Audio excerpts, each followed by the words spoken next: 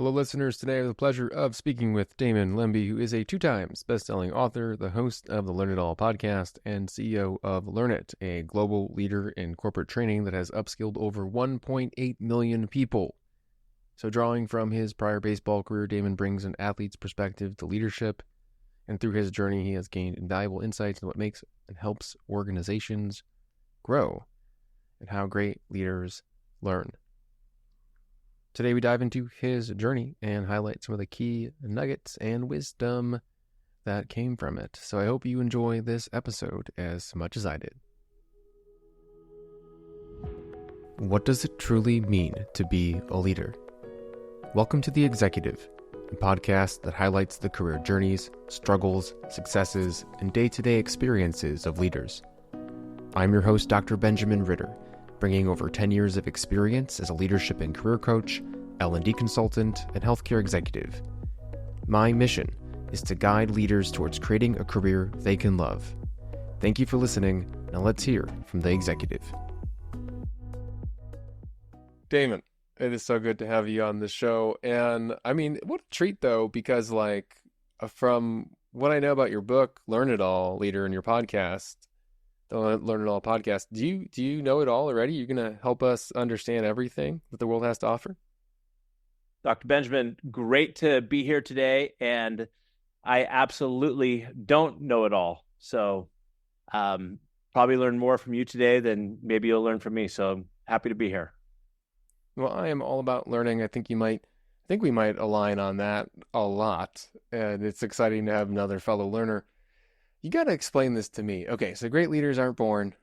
They're not made. What are they then? Great leaders aren't born. They're not made. They're in the making. And what I mean by that is there are certain people out there who maybe feel like they weren't born. Maybe they didn't have the highest IQ, or they didn't go to get an MBA or whatever. But what I'm trying to say is, you can still do it yourself too. If you have the aptitude and the attitude and you want to be a leader, you can make it happen. And so great leaders aren't born. They're not made, which means you're never finished. You're always in the making. Even the best leaders, Dr. Benjamin, if they feel like they have it all figured out, that's when they get left behind, because you always have to be evolving. Okay. I love the formality, and it makes me feel all like proper whenever you don't call you doctor anymore. Okay. Call me Ben. Let's do Ben. I appreciate it. And I love this concept, because I don't know about you, but I can't tell you how many times I'm working with an executive client. And by the way, this keeps me employed, so I'm okay with it. But I want to change it at the same time. They're like, I don't know how to give feedback. I'm like, okay, have you listened to a podcast about feedback? Have you read a book? And I don't say it like that because I'm much more encouraging. But we can learn literally anything in this world today. It's amazing. Yeah, it is amazing. And you can learn anything in this world. And I truly believe that you could also learn something from everyone. Everyone you come in touch with, they're more of an expert at something other than what you are. And so it's up to you to have conversations, get curious, and dive in and hear what people have to say. And also take advantage of, like you said, podcasts, news articles, documentaries. So there's unlimited learning opportunities out there if you open your mind to it. Mm-hmm. You could even just go ask your boss for some help, which I did not think about when I was a professional. Yeah, not only ask your boss, but for those of us who lead teams, if you do it the right way, you can also get a lot of feedback from people on your team. One, and I talk about this a little bit quite often, is, say, for instance, you have somebody on your team and maybe they don't feel comfortable giving you feedback, or they're relatively new. One way I like to do it is, like with my book, there was before it came out, I took a chapter and I looked at, had a conversation with somebody, a gentleman on my team named Nick Silverthorne, who was really the avatar, really the target audience I was looking for. And I said, hey, Nick, can you do me a favor? I want you to read this chapter and give me your honest feedback. And I'd also said to him, I actually don't really like when I said this, or this. So right there, Ben, I kind of opened the door for him to feel comfortable enough to provide me feedback. Mm, I love that. You created a safe space to say, this is the thing that I want you to comment on or take a look at. And I already am saying that this is something I'm unhappy about. So please give me your opinion. Yeah, I mean, I work with so many leaders as well that with their teams, with the training and the programs we do, where a lot of people say that they invite feedback, but then the second you do, you look at them, they get all tense, and sometimes they immediately get defensive. So it's one thing to say, "Hey, give me some feedback." It's another thing to actually create, like you mentioned, a safe space and encourage people to come to you with feedback. I was also working with a client the other day, and we're putting together their executive coaching plan. And one of the things she said was, I'm just going to go ask my team what they think. I'm like, okay, that could work. Maybe, probably not though, because they are at a different level. They're your team. And it's very difficult, no matter how trusted you create the relationship, for someone to give you feedback that they think might have a negative impact on their relationship. Right. I don't think that it could be a situation where they don't want to jeopardize their own career. I'll give you a quick example. Is I had lunch with a woman the other day. Last time I spoke to her, she was at this company. She was crushing it in sales and seemed pretty happy. And it was probably, I don't know, 6 or 9 months ago. So we get together for lunch, and I said, "How are things going?" And she said, "Well, I left my company about 4 weeks ago." And I said, "Why would you do that?" And she said, "Well, they brought in a new manager, and so I'm reporting to this person, and it was kind of miserable, micromanaging me, and I didn't feel comfortable enough to either speak to this particular manager or go above them and give them my honest to God true feedback on what I thought was going on, and so therefore I just left." And when I did, the VP of sales reached out to me and said, "Hey, why didn't you share with us your thoughts?" And she said, "Well, because if I did, I was concerned I would have been fired anyways. So I went and I didn't think it would make a difference. So I went and found someplace else to go, and I moved on." How do we make people think it's going to make a difference? I think helping people understand how they can make a difference, or giving them the opportunity, even the floor, the opportunity to share their feedback or their comments or their ideas, is to, kind of have an open door policy of at least letting them come in and share what they have to say. And I think it's important that all throughout your organization that you listen and hear what different ideas that people come up with, especially the frontline team who is working with customers. Now, with that being said, you also want to create a culture where they understand, if you come to me with ideas or you come to our teams with ideas, we're not always going to make the decision to go with what you said or what your idea was. Maybe it's either not the right time, maybe it just doesn't make sense at all. But I think it's important as a leader to be open and listening, and just being out, getting people to share their thoughts and ideas. And then if it's a specific situation where there's 3 different options to go in one direction and you choose a different direction, it's important for your team to know, "Hey, we heard what you had to say. We appreciate your input and your thoughts, but this is the direction we're going, and we need you. We need to all be a team and get aligned and move forward with that direction, because that's the decision we're making." Okay. I want to take a step back for a second and go into your journey a bit, because your leadership philosophy, I imagine, came from somewhere. Maybe it was from a podcast, but I imagine it also got created through your experiences. So how did you come to be the executive that you are today? Well, I'd like to say that a podcast helped me with it, but considering I'm 51, there wasn't too many podcasts when I first got started. So I would say a lot of my leadership, the way I've looked at leadership, came from my background was growing up in the Bay Area in San Francisco, as a kid, I was all about sports. And by the time I was a sophomore in high school, I realized that of all the sports I played, baseball was the one that would give me an opportunity to play in college and possibly professional. I worked hard. I went all in, and I was a high school All-American and ended up getting drafted by the Atlanta Braves out of high school. But I chose to go to Pepperdine, and that was really the first thing I learned about leadership. I chose to go to Pepperdine, Ben, because the coach, Andy Lopez, had a very clear vision. And his vision was, we're going to work hard, we're going to win the College World Series, and we're going to do so as a team. That's why I chose to go there. Now, unfortunately, I got hurt. I left. I bounced around a little bit. I ended up at Arizona State, played for another Hall of Fame coach, and had a pretty good career. Was excited about the opportunity to move into the minor leagues. But unfortunately, sometimes things don't turn out the way you want them to turn out. My baseball career ended. And at 22 years old, I was like, well, I've always identified as a baseball player. That's over with for me. And I wasn't sure if my skills were even transferable. Everything that I learned, what am I going to do now? Fortunately, I came from a family with a lot of different businesses, everything from real estate to restaurants and even to savings and loan.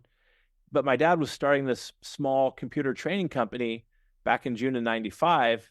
And I took a job there as a receptionist. And it was interesting because early on, coming from a competitive background, it didn't seem like everybody had the same kind of work ethic that I was used to. And it was kind of surprising. You know, people would show up late. Maybe they wouldn't finish their assignments. They overpromised, underproduced. And I just said, hey, I could probably be pretty successful here if I just put in the same effort of what I've learned over time. So I worked my way up. I taught classes. I did sales. And about 6 years later, I became the CEO of Learn It. And I've been the CEO ever since. It's been about 29 years. We are a live learning platform. And I've just been able to evolve over time. But the main reason why we've been successful really is I've been able to surround myself with a diverse group of talent, sharp people, and hopefully I've done a good job of giving them the tools and the resources they need to be successful and become the leaders that they wanted to be. And, you know, I think great leaders realize that they need to work through their team. And I've been super proud over the years of the team I've been able to develop and the team we have now, but also the alumni of the people who've worked with us in the past. So it's been a lot of fun. I'm very curious, like what being the receptionist, provided. And because often this comes from kind of this personal space of talking to early career professionals who are just really antsy to move into the C-suite. You're talking to someone who's like a data analyst, and they're like, I just want to be the executive tomorrow. I'm like, I don't. Hold on. There's some benefit to where you're at today. Well, I would say that that's happening. That kind of mindset or attitude has really elevated over the last 10 years, where people really want to move up the ladder quickly. Starting off as a receptionist, though, when I did, now remember, like I said, I didn't really know if I had any transferable skills and I could even be successful. But I also wanted to prove, now this was a family business, and I didn't want to be stuck in a position where people were like, oh, this guy's dad just gave him a senior level position and hasn't earned it. So the working as a receptionist, and I still like to say I probably answered more phones than anybody, was a great opportunity for me to roll up my sleeves, prove to everybody that I deserve to be there, and be a little humble in the sense that here I am. I'm Walt Lembi's son, 22 years old, went from being a big baseball player to now ground floor as a receptionist on my way to work hard and work my way up through the organization instead of just being inserted at a senior level. So walk me through then, like, what was that timeline like then in terms of other skills that you might have learned, or maybe are there any major milestones or points through that journey in the company or to earn that kind of label and recognition? Definitely. So this was back in June of '95, where computers were just getting going, and so, or really a everyday thing. And so early on, I thought one way to help save money was I would learn Excel and Word and teach classes. So I learned how to get in there, teach classes. Then I was able to help out with the IT work. And then I really moved into, got away from the front desk and started doing sales, cold calling, and getting in front of clients, meeting clients. And really, as time went on, um, I think it was about 3 or 4 years later, we had a great opportunity with the Gap, who's headquartered out in the Bay Area, and they put out an RFP, and we competed for it, and we ended up winning the deal, which really put us on the map. There's plenty of competitors who did what we did or similar to what we did. So we won the Gap deal, and it was around the end of '98, beginning of '99. I know, a long time ago. And the CEO at the time wasn't working out, so the board went to interview a bunch of candidates, and I told my dad and Jose Castro, whoever else was on the board, and I just said, "Hey, I've taught classes, I've answered phones, I've been involved in sales. I'd like to throw my hat in the ring because I could, I have empathy and understand which each department did here at Learn It." And so I ended up getting the opportunity to be CEO. And if you remember this time in San Francisco Bay Area in the late '90s, it was the start of the dot-com boom, and it was crazy. And you only really needed a fax machine and paper in it, and people were just faxing in orders all the time. It couldn't have been any easier. And I said to myself, man, I'm a 26-year-old, 27-year-old, this genius CEO. Wanted to expand. My dad's was against it. I went out, we did, and as you know, between 9/11 and just the dot-com crash, things fell apart. Huge learning lesson for me. And to be quite honest, if I didn't have our family's financial support back in those days, probably wouldn't have made it through. So it was a tremendous learning opportunity for me and our team that would come again over and over. We had the Great Recession in 2008, 2009, and even at the beginning of COVID. So I really took some of the lessons that I learned back when we overexpanded and the market fell apart in 2000 and implemented them moving forward. So what would you say, I guess, so far has been some of the surprises that maybe you didn't know a CEO had to deal with? I would say as a CEO and a lot of times just as a senior leader, you're always on. People are counting on you, that you're responsible. And when I say you're always on, and I didn't realize this at first, but if I came into the office and I looked tired, or I was down, or I was frustrated, everybody senses that, and they see that. They see that in your body language. They see it in how you behave, how you communicate. And so that's one recommendation I have for all, whether you're a small business owner or you lead a large team, is that you're always on, and your team is looking for you for direction. And if you're leading in a way with integrity and positive as much as possible, and being transparent, people appreciate that, and you build trust. So as a CEO, you get a little surprised in the sense that you're always on, and how incredibly important, and I'm sure you see this in your work, trust is, and building trust with your team.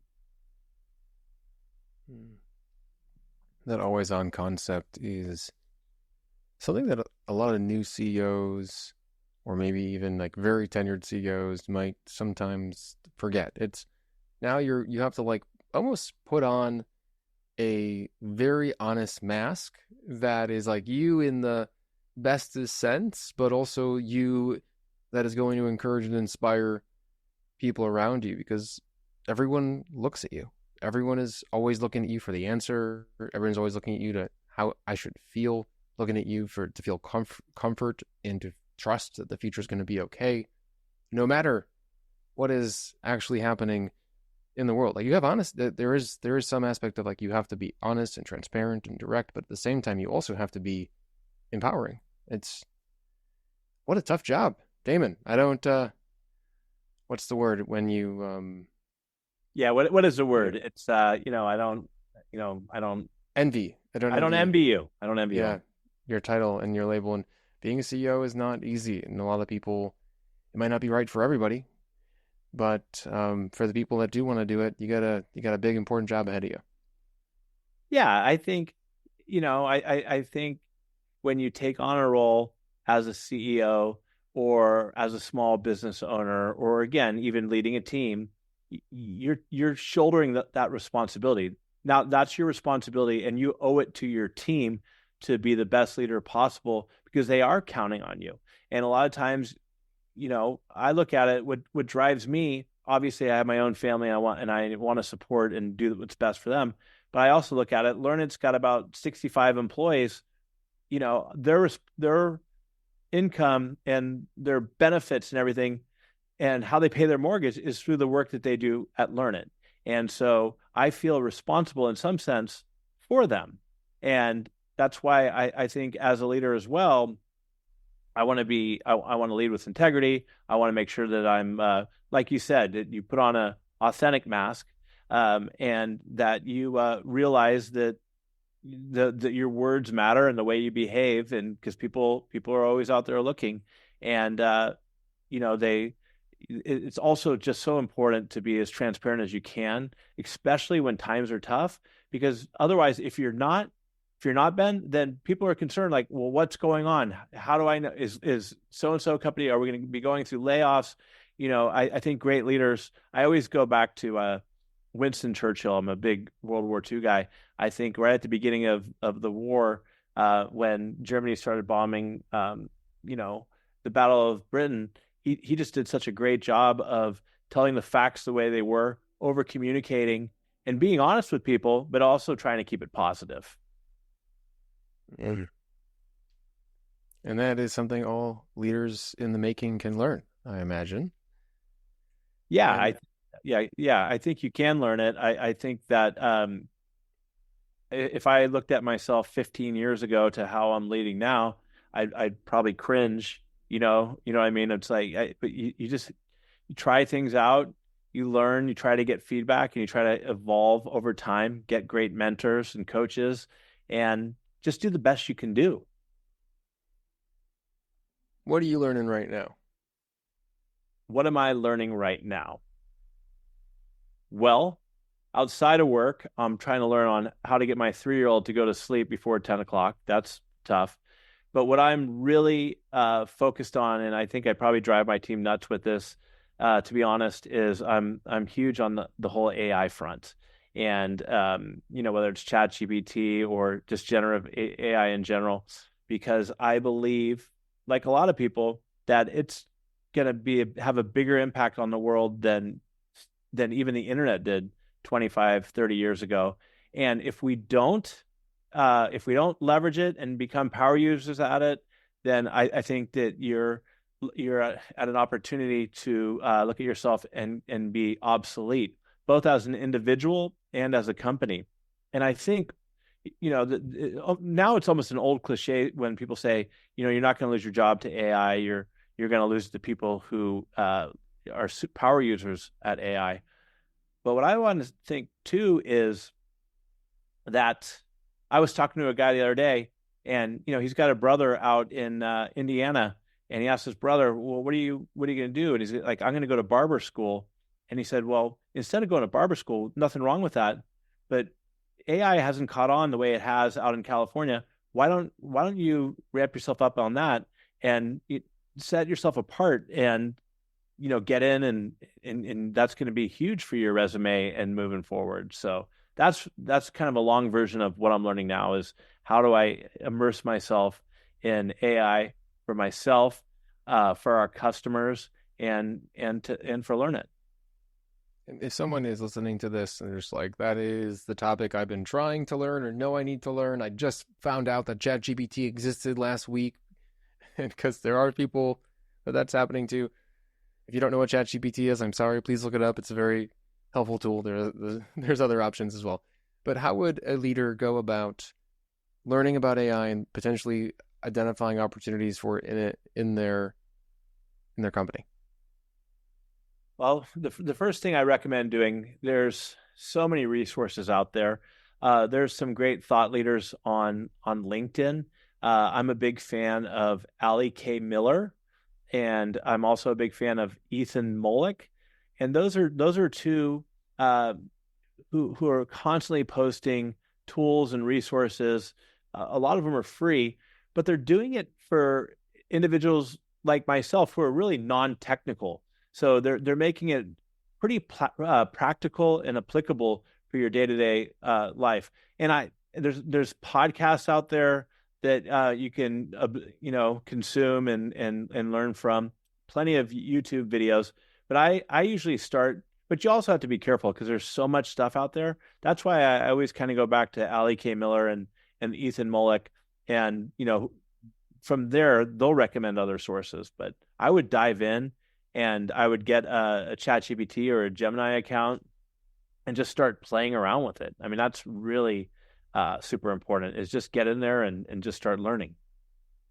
I love how you could have just been like, look it up, but you actually gave some really great tips. So, like, a lot of things you need to learn, it just takes some initiative and some intention. And I'm apologizing to people listening. Once you start using like ChatGPT and Gemini and stuff, and you start realizing that you can create images from it, you tend to just go down a little bit of a rabbit hole for fun. You're like, Ben as Thor, and that happens.